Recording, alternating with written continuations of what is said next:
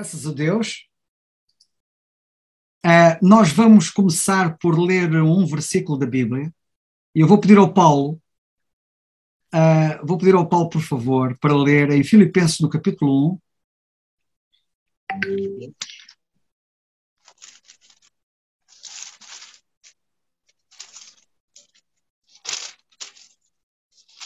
1.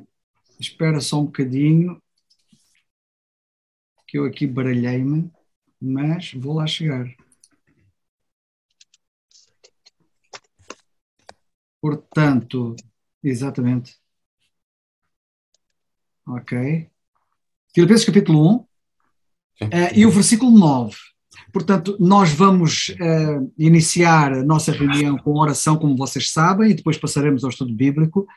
Mas para iniciarmos a reunião com oração, eu queria que fosse lido este versículo, porque Paulo orou desta maneira. E peço isto, que o vosso amor abunde mais e mais em ciência e em todo o conhecimento. Obrigado, Paulo. O apóstolo Paulo orava para que o nosso amor, o amor dos crentes, abundasse mais e mais.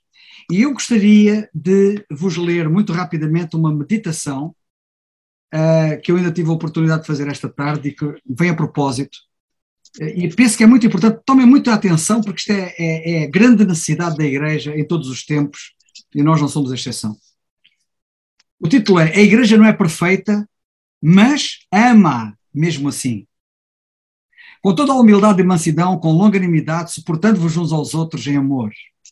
Efésios 4:2. A unidade em qualquer área da tua vida, no teu pequeno grupo, igreja ou família, exige que sejas realista nas tuas expectativas. Muitas pessoas trazem expectativas irreais para a igreja. Esperar que uma igreja faça sempre tudo certo e ministre perfeitamente a todos, o tempo todo, é apenas fantasia. Uma igreja pode e deve ser saudável, mas nunca será perfeita. Um grupo de pessoas imperfeitas nunca será capaz de criar uma comunidade perfeita. O Salmo 119, versículo 96 diz: percebi que aqui na terra não existe coisa alguma absolutamente perfeita. Somente os seus mandamentos são totalmente justos e perfeitos. Tudo neste planeta é falho. O clima, a economia, os nossos corpos, os nossos relacionamentos, as nossas mentes. Nada aqui funciona perfeitamente, exceto a palavra de Deus. Esperares perfeição na tua igreja é preparar-te para uma grande decepção. Quando as pessoas leem livros sobre a igreja ideal, elas tornam-se ingênuas. Porquê? Porque esperam por algo que não existe. Quando descobres o que Deus pretende que seja o verdadeiro companheirismo, é fácil ficares desencorajado pela distância entre o ideal e a realidade. O Senhor Jesus Cristo ama apaixonadamente a sua igreja, mesmo com todas as suas falhas e fracassos, e Ele quer que faças o mesmo. Se queres ser semelhante a Cristo, deves amar a igreja apesar das suas imperfeições. Ansiares pelo ideal, enquanto criticas o real, é evidência de imaturidade espiritual. Por outro lado, contentar-te com o real sem lutares pelo ideal é complacência. Maturidade é viver com atenção do que sabes que poderia ser o ideal e o que é a realidade. Na paternidade, não esperas que os teus filhos cresçam para começares a amá-los. Tu ama-los em cada estágio da sua maturidade. Da mesma forma, precisas de aprender a amar as pessoas em cada estágio do seu crescimento. E precisas de aprender a amar a igreja como um todo em cada estágio do seu crescimento.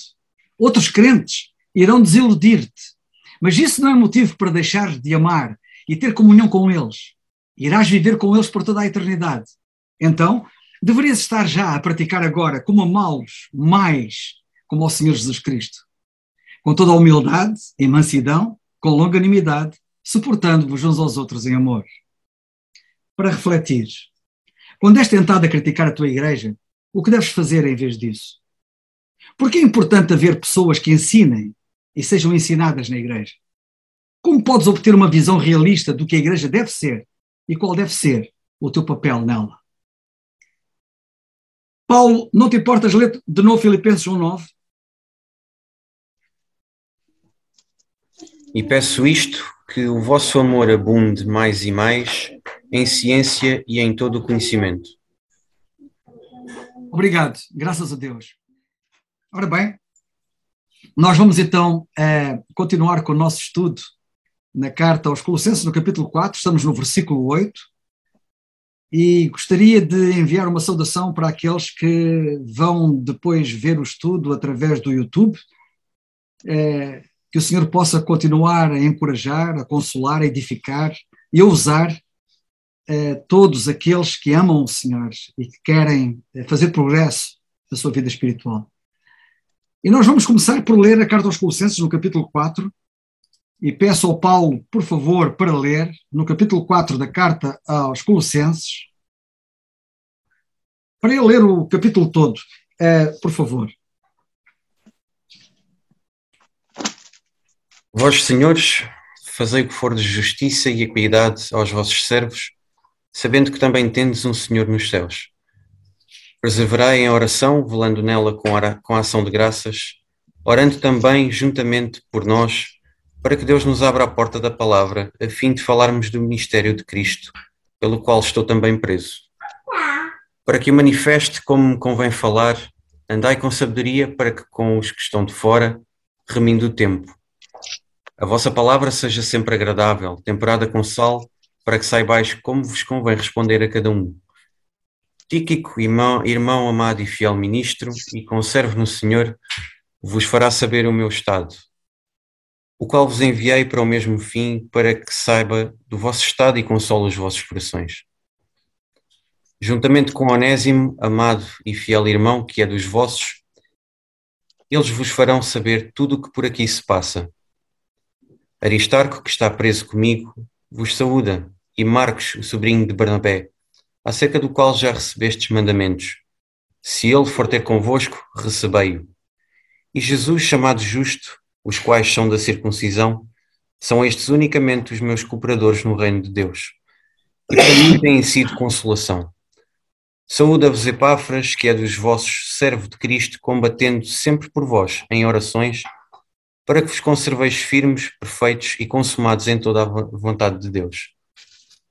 Pois eu lhe dou testemunho de que tem grande zelo por vós, e pelos que estão em Laodiceia, e pelos que estão em Herápolis. Saúda-vos Lucas, o médico amado, e Demas. Saudai aos irmãos que estão em Laodiceia, e a ninfa e à igreja que está em sua casa. E quando esta epístola tiver sido lida entre vós, fazei que também o seja na igreja dos Laodicenses. A que veio da Laodiceia, lede a vós também. E dizei a Arquipo, atenta para o ministério que recebeste no Senhor, para que o cumpras. Saudação do meu punho de Paulo, lembrai-vos das minhas prisões. A graça seja convosco. Amém. Graças a Deus. E depois de termos lido esta porção tão preciosa das Escrituras, como são todas as porções das Escrituras, nós vamos continuar então a estudar, estamos no capítulo 4 versículo 8. Nós hoje temos connosco o nosso irmão Amadeu. Se ele tiver algum pensamento para dar, eu dava-lhe a prioridade a ele neste momento.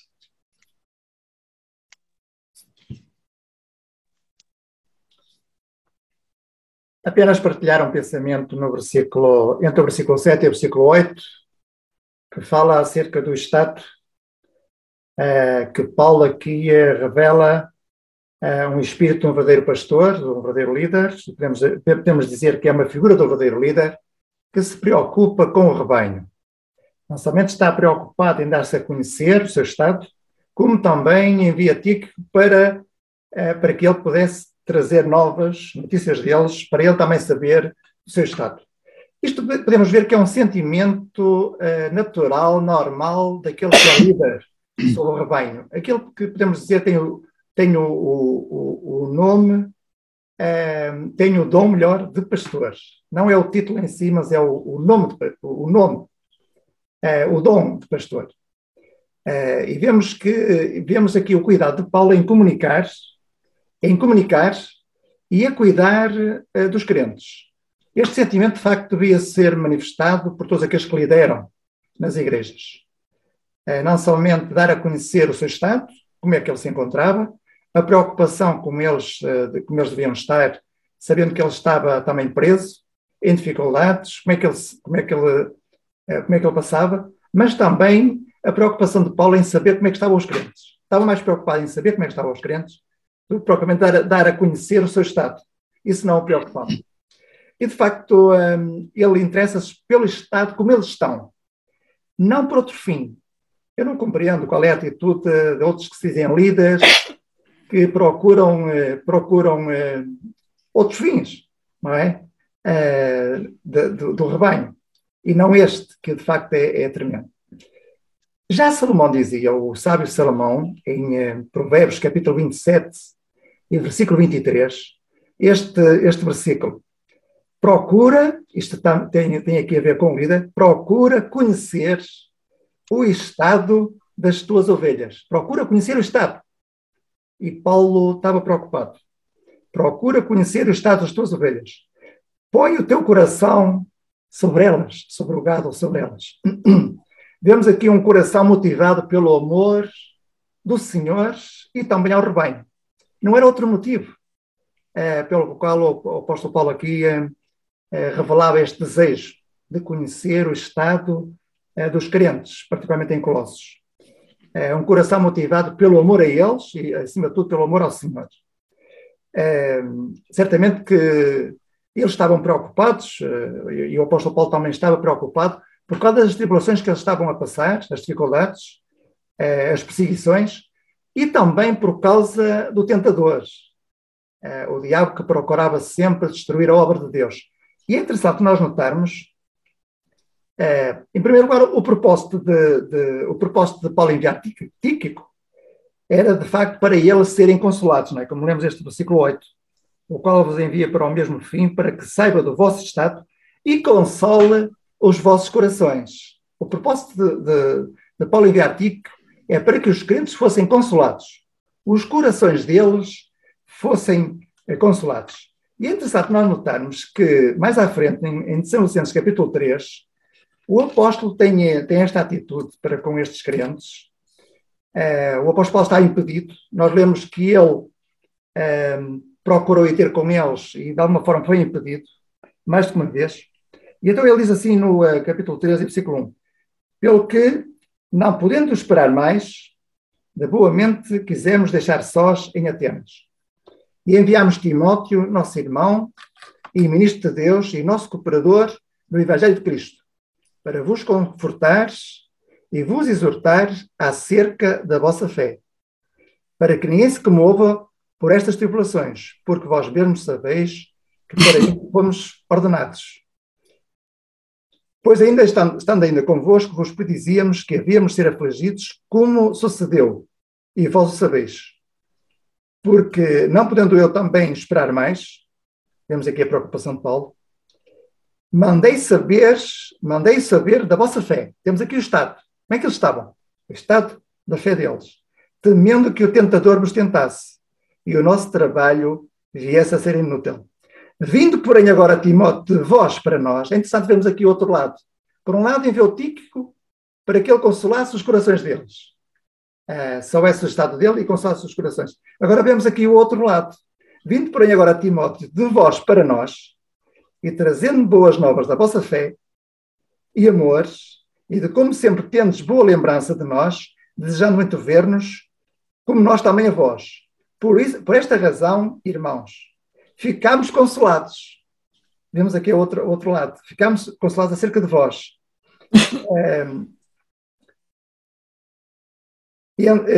Toda esta vossa aflição e necessidade, nossa aflição e necessidade, pela nossa fé. Porque agora vivemos, se estáis firmes no Senhor. Então temos o outro lado, não é? Neste caso, Timóteo agora trouxe boas notícias deles e o apóstolo Paulo ficou consolado, ele e os outros cooperadores, certamente. Vemos isto aqui acontecer, é recíproco, não é? E de facto vemos aqui como o líder deve agir. O líder com o rebanho. O nosso irmão Carlos tem considerado que o melhor está para vir. E é interessante nós notarmos, por exemplo, acerca de Jó. Diz a palavra de Deus em Jó, no capítulo 42, versículo 12. Podemos aqui também aplicar. E abençoou o Senhor o último estado de Jó mais do que o primeiro. é interessante vermos este pormenor. O estado de Jó, Deus abençoou mais do que o primeiro. Temos aqui de facto que o melhor está para vir. E há uma passagem também em Timóteo, que eu queria ler, e para terminar, em Timóteo, na primeira carta a Timóteo, no capítulo 4, vemos aqui uma situação de Paulo a Timóteo. E podemos ver aqui assim, que Paulo estava a preparar Timóteo já para ele liderar e ter cuidado também do rebanho. Porque ele ia passar a ele, não é? Nós sabemos em Timóteo capítulo 2, versículo 2, na primeira epístola, ele diz, de facto, que ele seria aquele que iria, como ele diz no capítulo 2, versículo 2, não é no capítulo 2, penso que é na segunda epístola. Timóteo. Segunda Timóteo, exatamente. 2:2. 2:2, exatamente. E por mim tens de muitas testemunhas ouvistes, confia a homens fiéis que sejam idóneos para também ensinarem os outros. E de facto, vemos aqui o apóstolo Paulo no capítulo 4, então, da primeira epístola a Timóteo, e o último versículo que ele diz assim: ó Timóteo, tem cuidado de ti mesmo. De facto, o líder tem que ter cuidado de ti mesmo. E da doutrina. Persevera nestas coisas, porque fazendo isto, te salvarás tanto a ti mesmo como aos que te ouvem. Temos aqui o líder, podemos dizer, o líder com o rebanho. Temos aqui aquele que lidera com o rebanho. Tem cuidado de ti mesmo com a doutrina. E fazendo isto, temos aqui a salvação não da alma, não tem nada a ver com a salvação da alma. Te salvarás tanto a ti mesmo como aos que te ouvem. De facto, vemos aqui a atitude do líder com o rebanho. Deve ter este cuidado. E é só. Obrigado, Amadeu. Graças a Deus por estas preciosidades da palavra de Deus, que de facto são consoladoras, não apenas para eles, mas para nós. Agora, eu passo a palavra ao Daniel. O Daniel hoje está connosco, pela graça de Deus, ele hoje pode estar connosco. Daniel, tens a palavra. Boa noite. Boa noite. É um gosto estar convosco. Eu tinha algo para dizer, mas já era sobre o versículo seguinte, por isso se calhar deixo primeiro para os irmãos avançarem no estudo e depois eu poderei. Então, se depois o irmão Alberto entrar no 9, tu entras também. Está bem. Tinha só um breve pensamento, mas prefiro deliciar-me. Então, a partir daí, eu passo a palavra a outro irmão que tenha algum pensamento ainda para dar nestes versículos em que estamos, 7 e 8. E se não houver nada, se ninguém tiver nada a dizer sobre o 7 e 8, então nesse caso, se calhar o Daniel avançava para o 9.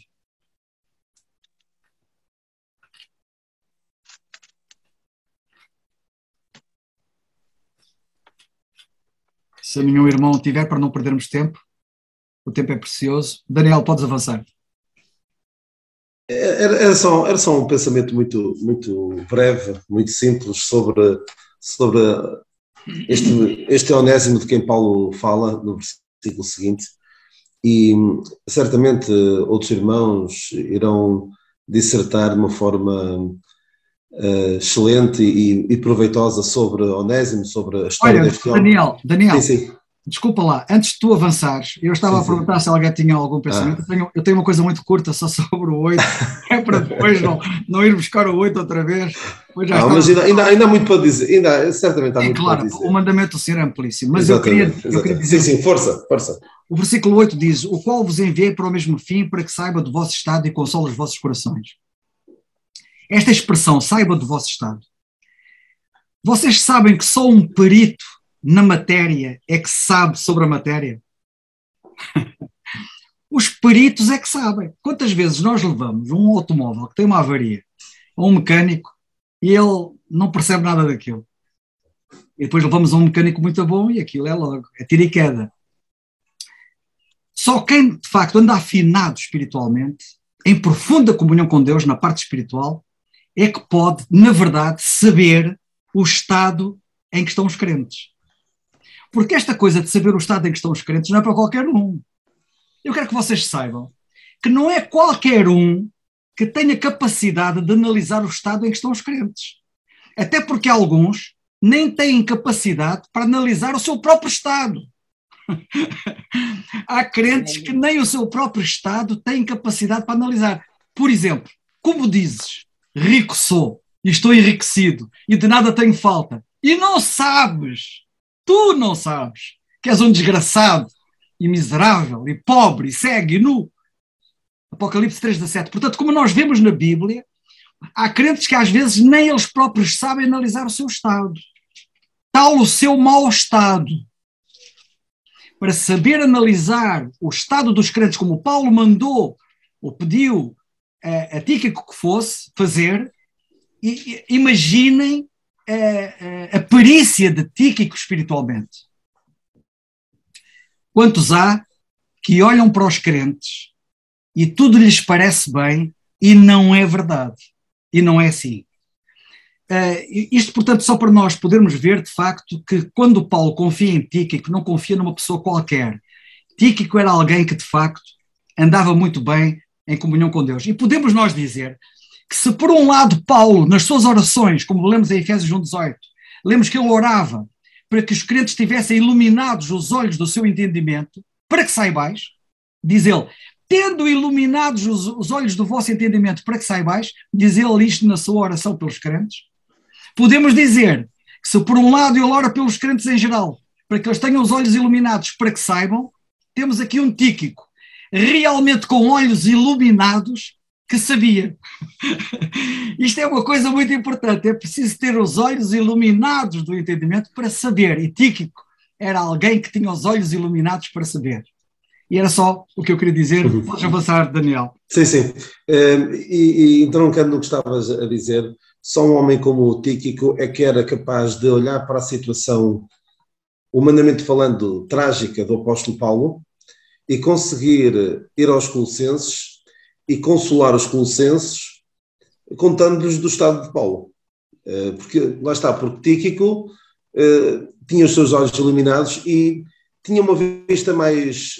que via mais longe do que meramente o estado imediato, apenas físico. Se calhar se enviasse Demas, o Demas que mais tarde o desamparou, provavelmente Demas não conseguiria dar as palavras de consolação que este Tíquico acabou por dar, mesmo no meio daquela adversidade conseguiu ter palavras de consolação para os colossenses, ao relatar tudo o que por aqui se passa. Né?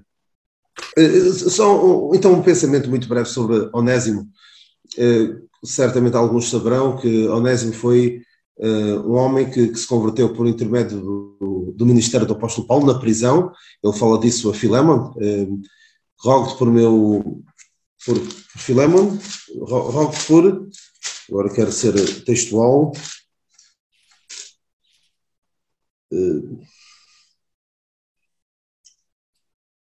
peço por meu filho Onésimo, pois, meu filho, sim, chama-lhe meu filho Onésimo. Onésimo tinha sido um desertor, era escravo, era servo de Filémon e fugiu e converteu-se por intermédio do ministério do apóstolo Paulo.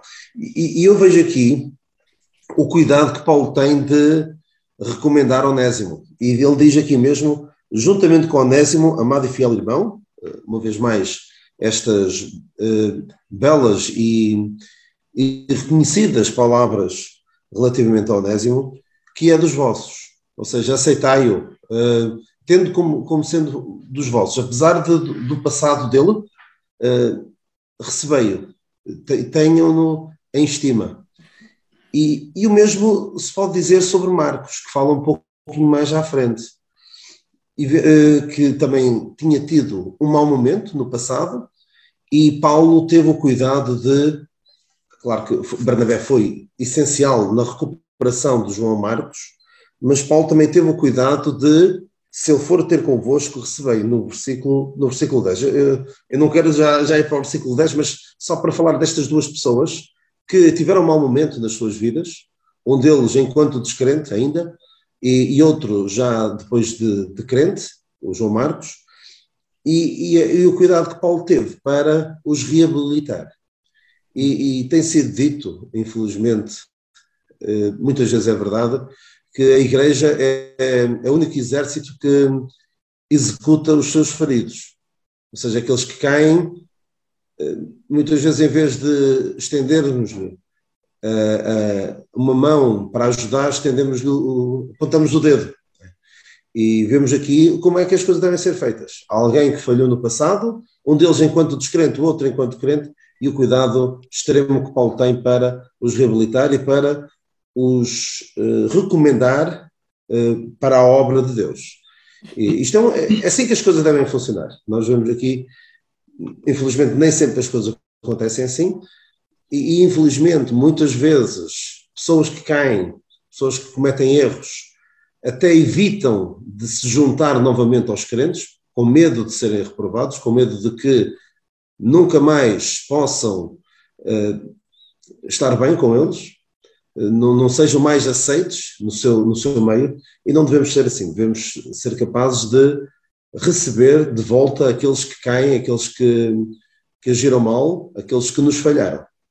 E que o Senhor nos abençoe, nos ajude neste propósito, que é o seu propósito. Porque é assim que Ele age connosco.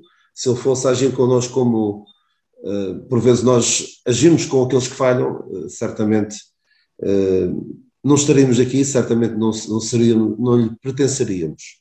Portanto, deve ser assim que devemos agir para com os outros. Para com aqueles que falham, tanto crentes como descrentes, dar-lhes uma oportunidade, se houver genuíno arrependimento, que foi o caso de Onésimo e o caso de João Marcos. E era apenas este pensamento, certamente vou deliciar agora com os pensamentos dos nossos irmãos sobre estes versículos. Muito boa noite a todos e obrigado. Obrigado, Daniel, que o Senhor nos ajude. Irmão Alberto, tem a palavra. Parece que ele ficou congelado.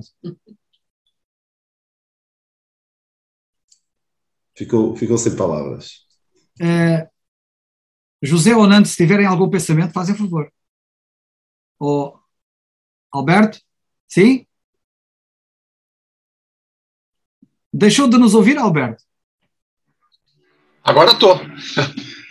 Estou congelado, não? Estava congelado. Que frio. É do frio aqui da Europa, mas tem a palavra. Então, obrigado. Eu tenho também eu não tenho um pensamento, eu tenho algumas observações a fazer.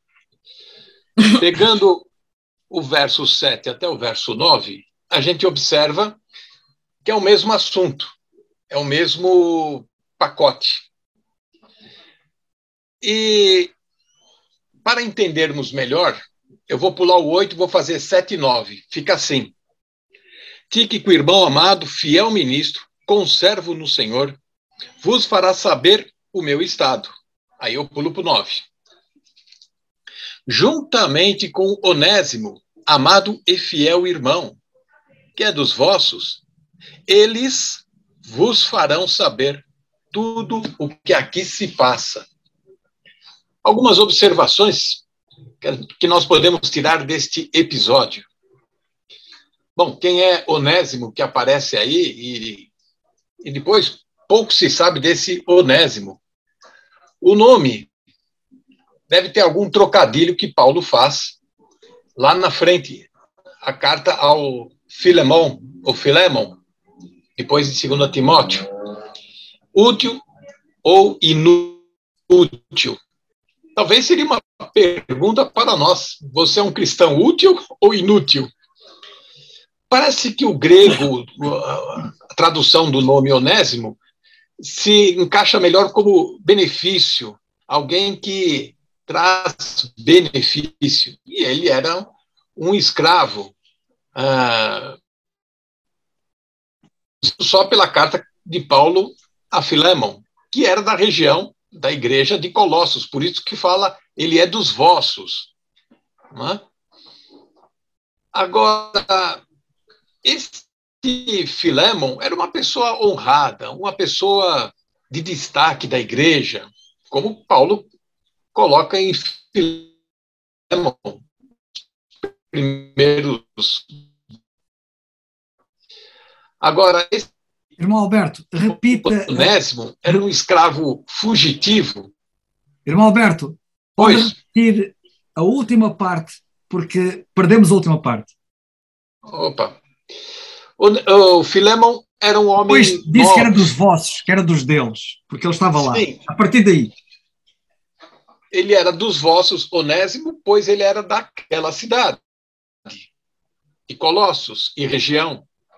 E Filémon também era daquela região, e também era um nobre, uma pessoa de proeminência na cidade. Agora, o curioso é que esse escravo de Filémon, chamado Onésimo, ele foge da Ásia Menor e vai para a grande capital do império, Roma, uma grande cidade, talvez pensando, uma cidade grande, ninguém vai me achar. No meio de tanta gente, no meio de tantas construções, ninguém vai me achar.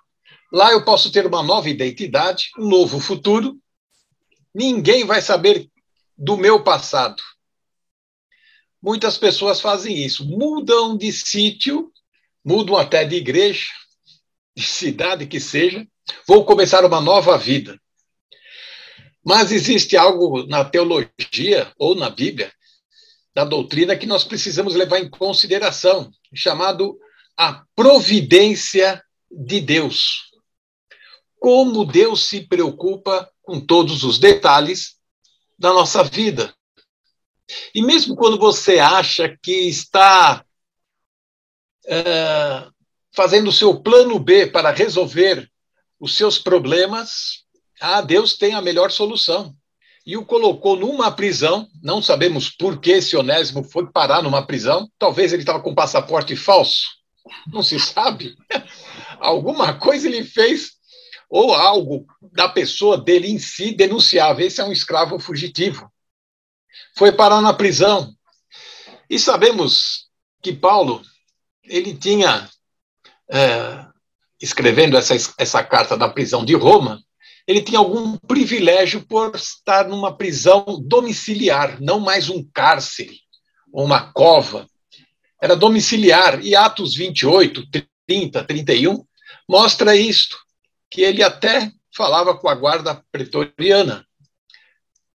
Bom, neste interim, quem aparece e se converte é Onésimo. E ele vai junto com Tíquico de volta para sua terra, para o seu antigo senhor, para a sua antiga pessoas, famílias, amigos, etc. Muito interessante isso, porque ele volta para corrigir um erro que ele cometeu no passado, pois agora, diz Paulo, ele é um convertido. Ele era uma pessoa agora diferente. Uma outra pergunta para nós. Você é um convencido ou um convertido? Aqui em São Paulo existia, já foi até desativado, um grande presídio enorme. E houve uma rebelião nos anos 90, e depois dessa rebelião foi desativado e desmembrado. Mas contavam os pastores que lá pregavam para os encarcerados, muitos se convertiam à fé, querendo dizer, agora eu sou evangélico, para fugir ou para ser transferido de um pavilhão violento, onde corria um risco de vida. Muitos diziam, eu agora sou crente, e pedia transferência de um pavilhão para o outro, onde que lá ele não correria risco de vida com outras gangues, outras quadrilhas. Então, era uma conversão por interesse. Onésimo não foi o caso. Mas existem casos de pessoas que vão à igreja por interesses. Eu mesmo conheci uma pessoa lá na minha loja, um representante, que começou a frequentar uma grande igreja daqui da capital de São Paulo, porque ele enxergava a igreja como um potencial de compradores do seu produto. Então, ele, com toda a sua lábia, com a sua eloquência, a argumentação, ele queria se infiltrar na igreja para fazer amizades, ter um bom relacionamento e, assim, vender o seu produto.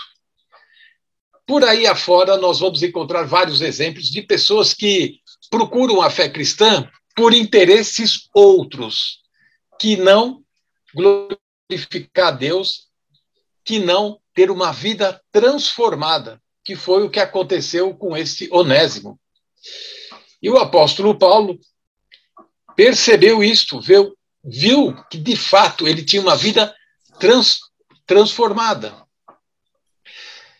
E uma pessoa que tem uma vida transformada, ela vai querer voltar para trás e corrigir o que ela cometeu de erros. Vai voltar e pedir perdão. Isso é fruto já de alguém arrependido, de alguém que nasceu de novo. Algo que nós podemos observar ainda no episódio de Onésimo, que talvez seja uma das histórias mais brilhantes de transformação, pois era um escravo. Paulo diz no verso 7 que ele com Onésimo para Colossos, contar os seus estados, da sua situação e etc. Nós sabemos, né, já comentamos isso. E perceba que Paulo, no verso 7, no verso 9 de Onésimo, falando de Onésimo, diz que ele era um irmão fiel, já chama de irmão, e amado. E ele também chamou Tíquico e Epáfras também de irmão fiel, amados. Não é? No verso 7 fala isso sobre Tíquico. E no verso 7 do primeiro capítulo de Colossenses fala de Epáfras. Porém, Tíquico tem duas observações em cima de Tíquico no verso 7.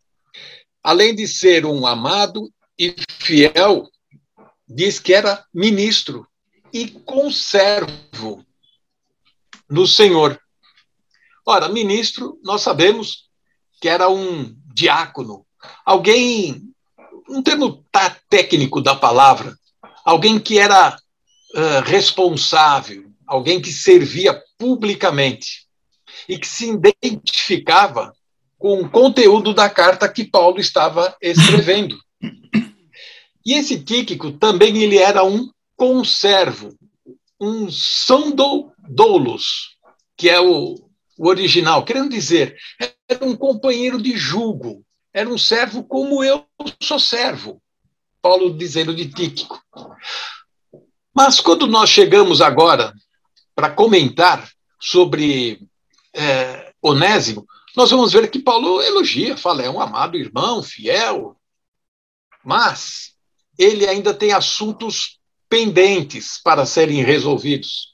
E não vai assumir logo, por ser um neófito, alguém que se converteu há pouco tempo, não vai assumir responsabilidades de levar notícias da situação do apóstolo Paulo, e nem de comentar a carta que Paulo está escrevendo, ou que escreveu. Mas agora nós podemos observar algum contraste. O verso 7 está no singular, mas quando entramos no verso 9, ele está no plural. Eles vos farão saber tudo o que por aqui se passa. Não há nenhuma contradição aqui. O que nós podemos perceber e entender é que se Onésimo ele iria junto com Tíquico para, além de pedir perdão, de consertar pendências com seu antigo patrão, ele também iria contar, testemunhar da sua conversão, o que daria peso e autoridade ao apóstolo Paulo. A carta que Tíquico estava transmitindo ou estava enviando. Dar testemunho da sua conversão é algo fundamental na fé cristã.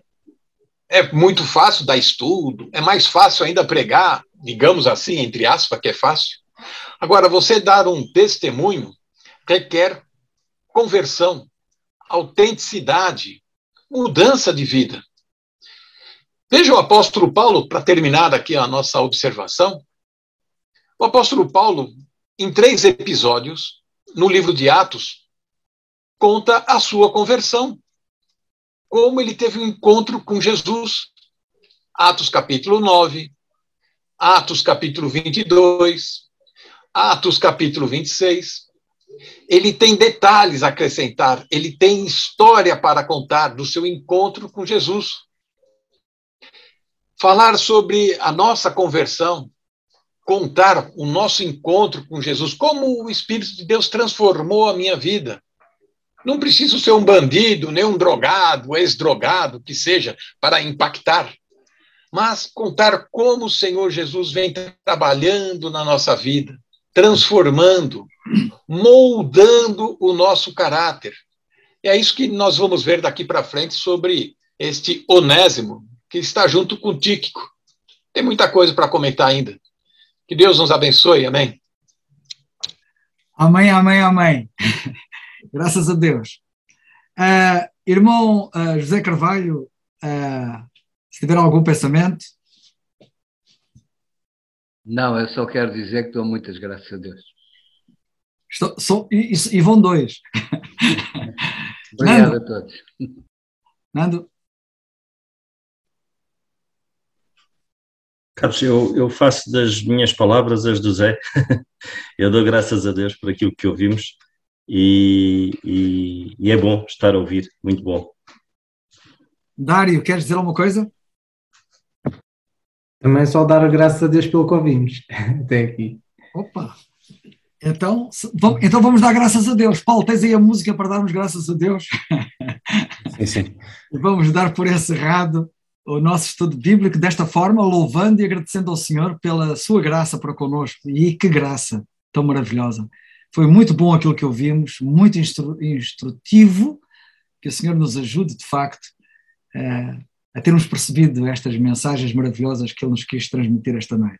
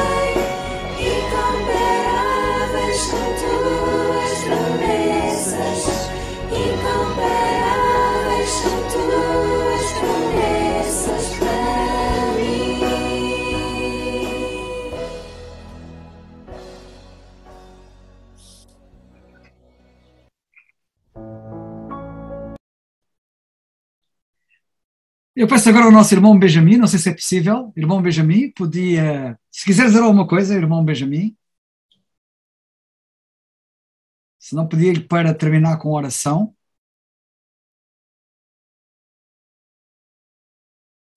O irmão Benjamin Bruxo está lá no Brasil, lá no meio do sertão. Não é bem no meio do sertão, mas está lá. Benjamin, boa noite. Boa noite, irmãos. Tudo bem, Benjamin? Tudo bem. Eu não sei se foi aqui ou aí que tinha dado uma travada na internet, eu tive que reiniciar aqui. Ok. Eu percebi que saiu e depois voltou a entrar. Ele travou ali bem na hora que o irmão Roberto estava na metade, um pouco antes. Eu não sei se foi aí ou foi aqui, né? Daí eu tive que reiniciar. Não, cá para mim foi aí, porque o irmão Alberto também estava ali com algumas dificuldades na ligação. Mas tudo bem. Mas nós estamos a ouvir muito bem, Benjamin. Quer dizer alguma coisa, Benjamin, sobre o estudo? Gostou do estudo? Acho que foi muito bom. Ouvir os irmãos, foi realmente maravilhoso. Eu tinha notado... Opa, desculpa. Eu tinha notado uns pensamentos aqui que eu estava ainda no... Eu quase que juntei o 7, o 8 e o 9, porque eu estava ainda na ideia de que nós ia estar no 9. Então, daí eu tinha juntado ali um pouquinho deles,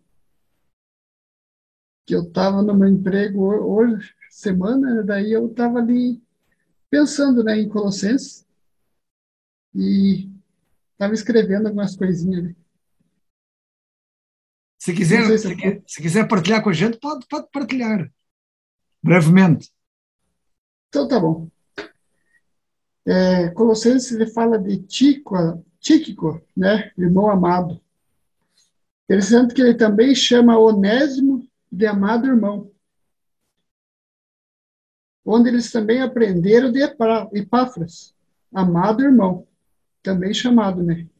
E também chamado ali de fiel ministro.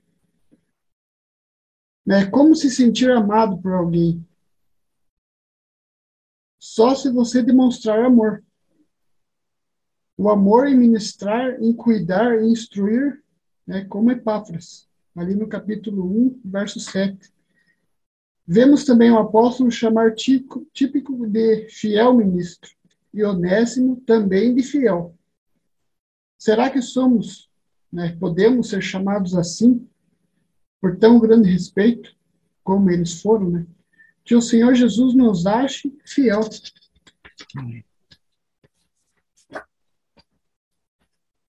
Pois hoje em dia vemos muitos líderes, né, infiéis à família, à palavra, infiéis ao ministério. Que o Senhor nos ache, né, fiéis, como esses amados irmãos. Paulo termina dizendo, né, eles, Tíquicos e Epáfras, vos fará saber tudo o que por mim ocorre. Então o apóstolo Paulo não fala para eles ir até Colossos e pedir mantimento, que arrume, né, ali um advogado para ele sair, né, da prisão. O que ele estava ocorrendo ali era o que? O ministério da palavra. A alegria, mesmo preso. O contentamento, mesmo pela sua situação, preso. Mesmo preso, ele pedia portas abertas para falar do mistério de Cristo e dar testemunho da graça de Deus.